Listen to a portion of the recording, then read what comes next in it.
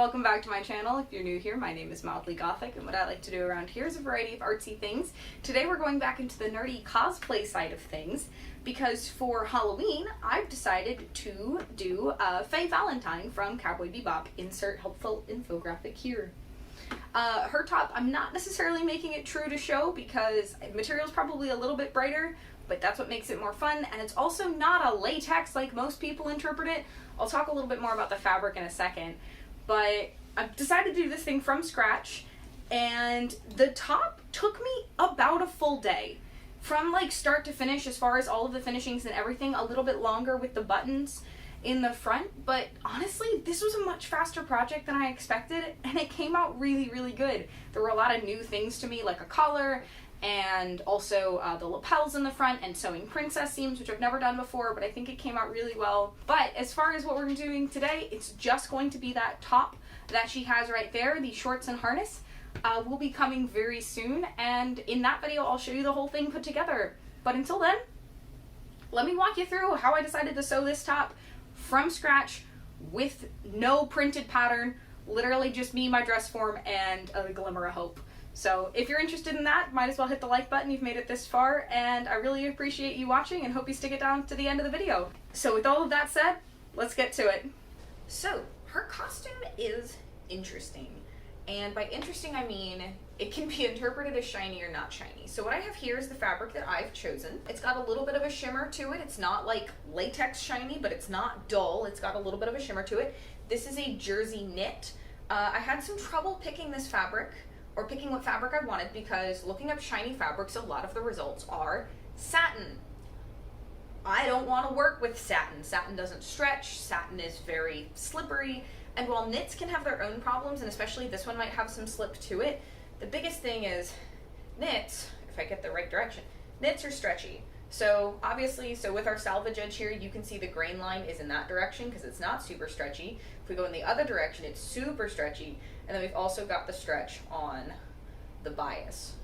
So a jersey knit is just going to allow me, if I play it right, I can play into some of the aesthetics of her costume, and also having a little bit of an easier time working with this. I bought some brand new needles for this to make sure I have the right needles for this fabric, some new thread to go with it.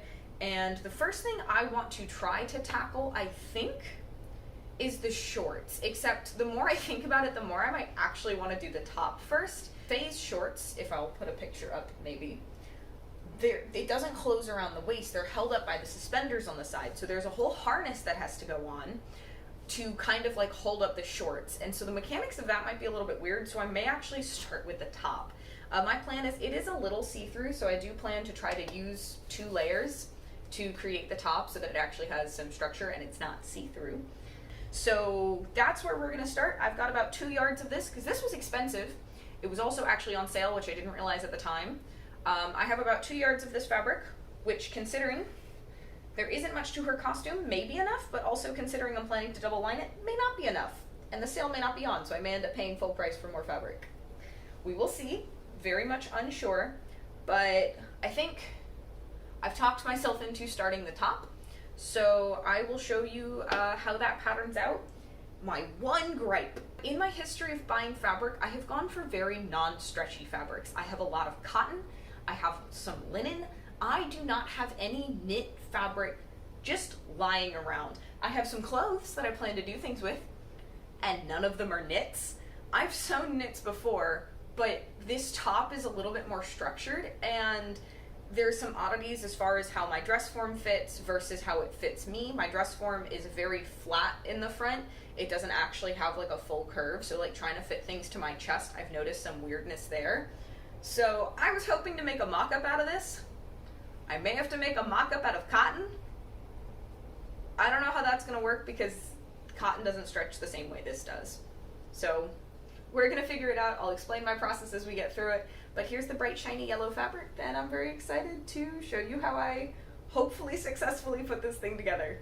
So I had every intention of purchasing a pattern online to use as a base or reference for this garment, and instead I decided to go straight to my dress form. I finally purchased Tailor's chalk, which I did not have when I did my bleach painting video, but I have some now, and I decided to start marking out where I wanted the general pieces to go. I did use references online to figure out how pieces like this are often structured as far as like a cropped waistcoat for women.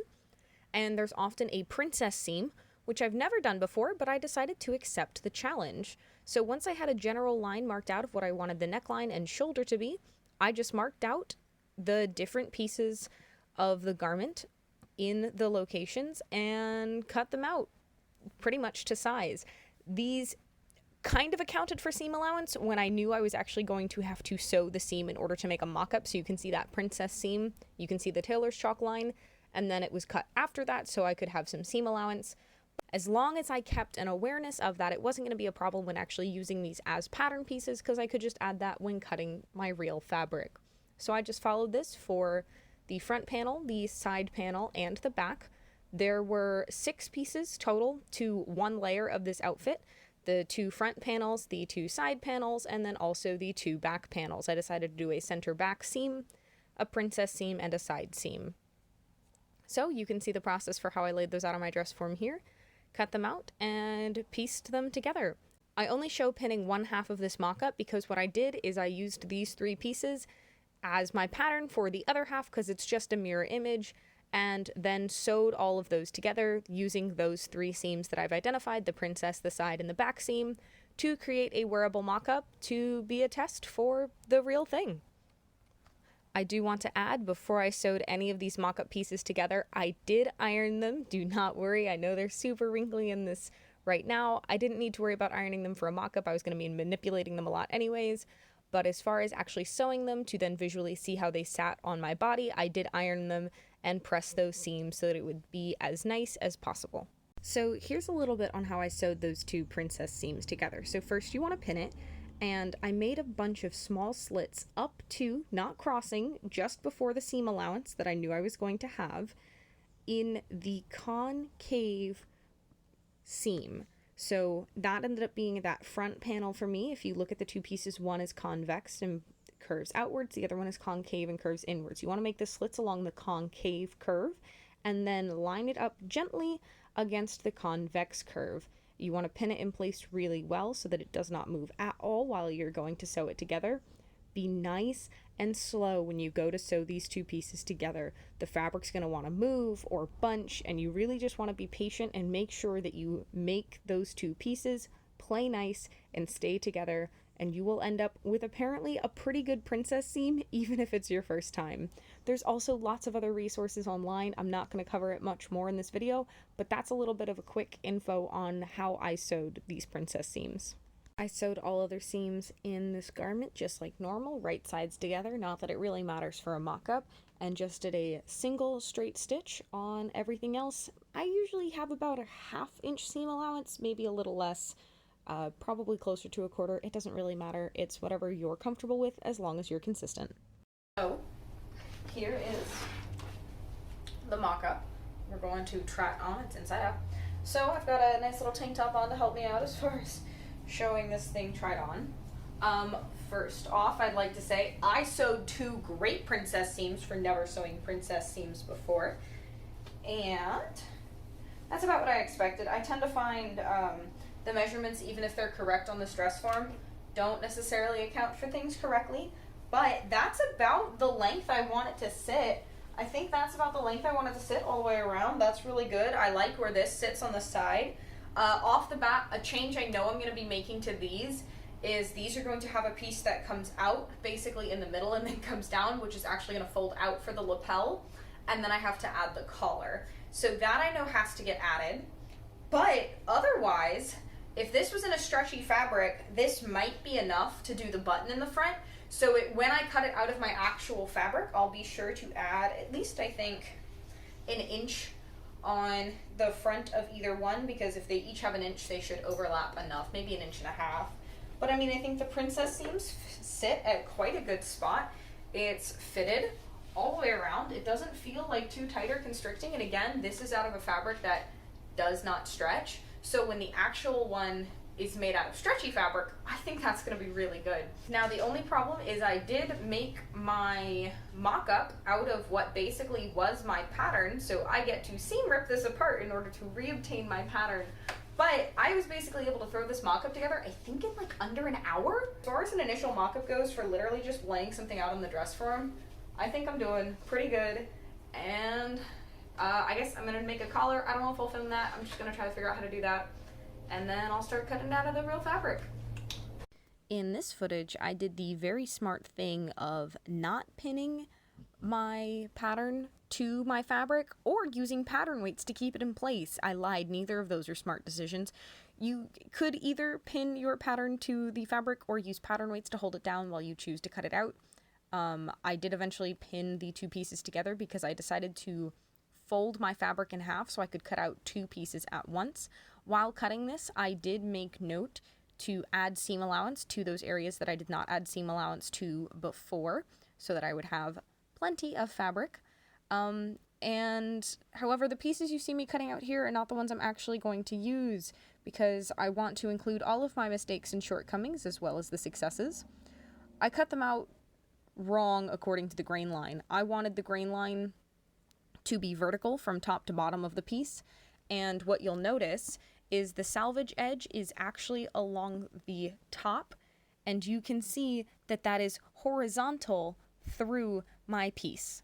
Therefore, the stretch in this current piece goes vertically, not horizontally, so I did have to recut this out, meaning unfortunately I did waste this fabric, but it's okay, I realized my mistake, and I got practice sewing 2 more princess seams, so like, it's fine, even though I was upset about wasting the fabric.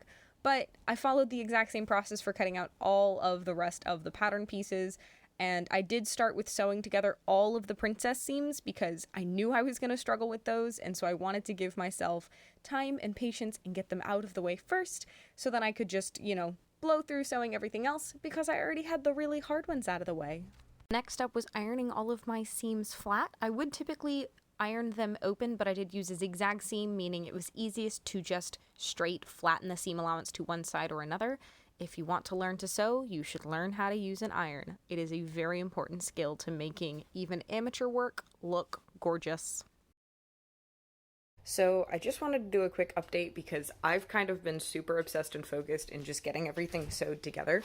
So as you can see, I have basically both layers sewn. So the way I'm doing the double layer is I literally just made my pattern set twice, and so one side is going to be the inside, one side is going to be the outside. So here I was working on getting the lapels set up because I'm trying to figure out the geometry of the collar and how I want to get that sewn in, which is what this piece is. Ignore my hutch of chaos. That's a future project I'm working on. So here is what I have so far for the collar. It's a little bit bigger than I need it to be. I'm going to put fusible interfacing in the collar so it's a little bit stiff. I've never done a collar and lapels before, and I decided, sure, why not? We'll do princess seams and a collar. 2 things I've never done before in one costume. So I'm not entirely sure how this is going to go. There's the back. We got our side seams, we got our princess seams there. All of these, the princess seams, were pressed towards the center front, and these back seams I all just pressed to one side. I pressed them both in different directions, so that way they won't lay directly on top of each other to try to reduce the bulk in the back seam. Going to do something similar with the side seams. These haven't been pressed yet, so that's where I'm working on there. And if I haven't said it yet in the audio, number 1 tip to being good at sewing is being good at ironing. Straight up. If you don't iron and press your seams, they're gonna look really, really bad. Next up is the collar. I'm sorry I haven't filmed a lot of the sewing and putting this together, but it's just kind of taking what I had and sewing the seams that I'd identified. So not too much to really explain there, except now I'm getting into a complicated part, so maybe I should explain what I'm doing from here on out. So I'll try to be a little bit better about getting some more footage for this. But yeah, I've got these 2 pieces for the collar, and we're going to try to put it on that and make it look not terrible. Yay! Okay, so I think I figured out the points where I want the collar to end, which this marker is not actually pinning those 3 together. It's just marking where I need to basically sew and the line that needs to happen on. So I'll put another one in to keep these together since they're not cooperating. But so the way the collar is sewn, so I have pressed the center seams, and these two are to keep those center seams as lined as possible. They are right sides together, and then the fusible interfacing is on the back, so that when I flip the other side over, I still have basically the two right sides, and the fusible interfacing will be on the inside. And once that happens, then I will press it and get it actually fused to the collar. I just want to make sure that I can get it nice and sewn first. So it's a little wrinkly, but it should be fine. But as long as they stay relatively in line with each other, everything should be fine, and we're going to stitch that outside seam of the collar down. Once the outside edge of the collar was sewn, I cut off the extra fabric and then also clipped the corners just in a straight diagonal line so that when I reversed it inside out, I wouldn't have any seam allowance bulking in the corners, and tried to poke it out the best with my fingers. I also cut slits all the way around the outside of this collar, because when I would be turning it inside out, it's going to then be bunching and sitting weird, and so I wanted to give it the best chance of sitting nice and flat. So I just tried to finagle it with my hands, get it as situated as possible, and then just relied on the force and heat of the iron to smooth everything out and make it all nice. I decided whichever side looked best would be the top of the collar, and whichever side looked worse would be the bottom. And so here is the collar placed on. Now, unfortunately, the collar is giving me some reason for concern. So this side looks all super nice and bright yellow because it is the interfacing. The other side, however, you can see the seams. Okay, well, I guess it looks worse in person. The camera is not doing a good job. But you can see, like, the multiple layers of fabric. Can you see why this is the underside? I kind of screwed up. So I'm now just worried that my plan for double layering the yellow is going to make the seams really obvious. So don't really have a plan to fix that, but I guess we'll see what happens. But yeah, there is, as the collar tries to run away, there is the collar placed on top, and I feel like you can see this thing starting to come together. Woo! So now I'm prepping for sewing the two pieces together, and that means first off I have to get the black of the front of her jacket situated. So I'm taking an old skirt. It's made up of a few different panels, and you'll see me cut off one of the panels in a second. But I took that panel and cut it in half to get two nice long rectangles. I ironed those two pieces in half so that they would sit nice and flat, get rid of that original line from the original seam allowance, and so that I could lay them against the curve along the inner front of the jacket. The other thing getting included is a little piece of interfacing to go in that front bevel of the jacket. That's where I plan to attach the closure, and because I do want it to be a relatively stable closure, I decided to also use some fusible interfacing for that.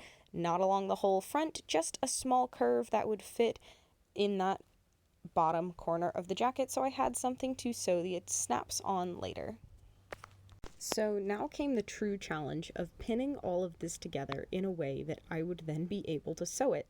A few things that I needed to keep in mind is I needed to make sure that all of my seams were going to match up so that when I get to the side seams, both side seams are at the same point. The center back seams line up, and everything that is supposed to be on the outside of the jacket makes it to the outside of the jacket. The outer edge that you can't really see me pinning down right now, I am pinning the black piece between the two yellow pieces so that when I flip it right side out, you will actually see the black on the outside of that lapel edge, and I'm just curving it along the inner, and I'm just curving it along that front part of the jacket as I go, kind of tapering it off as it hits the bottom. The collar, you also notice, was on the inside there because, again, it does need to be on the outside, right side of the jacket, so that's where that one's going to sit.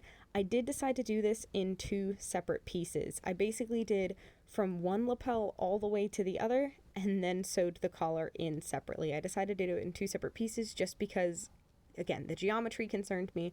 I wasn't sure how it was going to go, and if I could get everything else sewn first, that seemed like the better thing to me. So I'm using a lot of pins. You could also use basting stitches to keep these panels together because it's not just about pinning where I want my seam to be, it is about pinning to make sure these panels do not move and will stay in place. I did not want to end up with my seams being all out of whack or misaligned. So here's a little bit of a better view of how I pinned that black piece in. It's a little hard to get view, and I actually need to be very much on top of this, so I do apologize. but you see that raw edge sticking out here because the nice clean folded edge is going to be right side out of the final piece. So I just went along the entire bottom hemline and pinned the entire thing together. Something I did forget to film myself pinning in is the interfacing. I did pin that along with the black piping on those front inner corners like I just explained previously.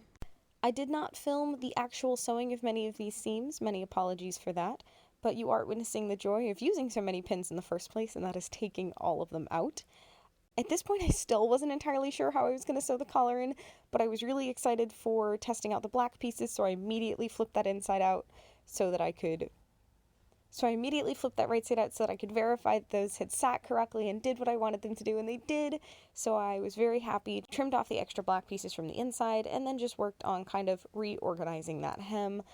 I decided to take advantage of the fact that I did have it turned right side out, and while I was still postulating how on earth I was going to tackle this collar, I went for just pressing that bottom hem all the way along, just to make sure my seams were still sat next to each other correctly, everything looked good, and give myself some sense of calm and reassurance before tackling the collar. It truly is at this point that everything started coming together.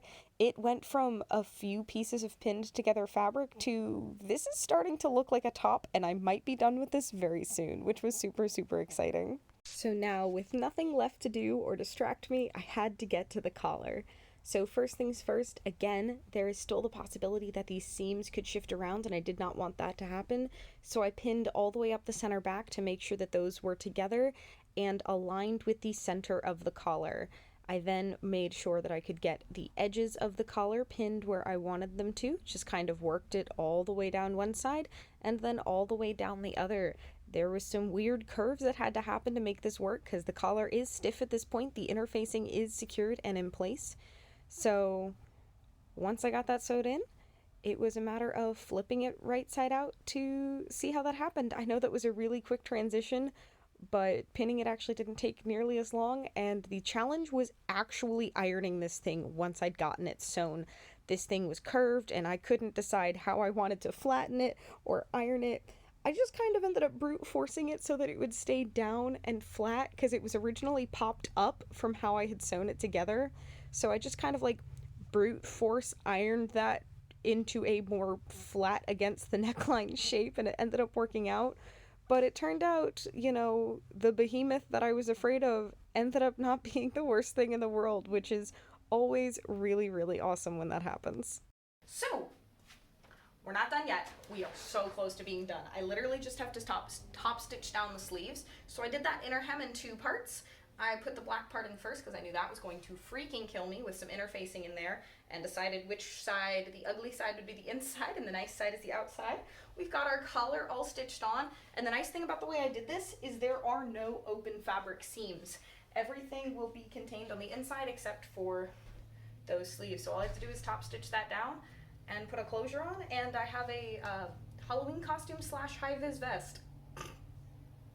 I am convinced my sewing machine has a personal vendetta against me. I'm literally this is the last seam I was going to do, is this top stitch all the way along the bottom. And as we get towards the end, my bobbin ran out. I had this much left, and my bobbin ran out. Why are you like this? And here's a quick on the closure I did. So I was concerned about the buttons basically being too weak and potentially popping off, but I don't think they are. That's why I put some interfacing in this little front corner so that they would stay in place. And then I also put a hook and eye here, so while this truly secures it in place, that just kind of keeps this closed for a little bit higher up, so it's not quite as open necessarily.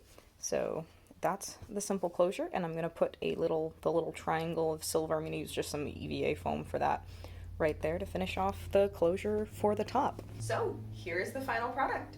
We have the full top.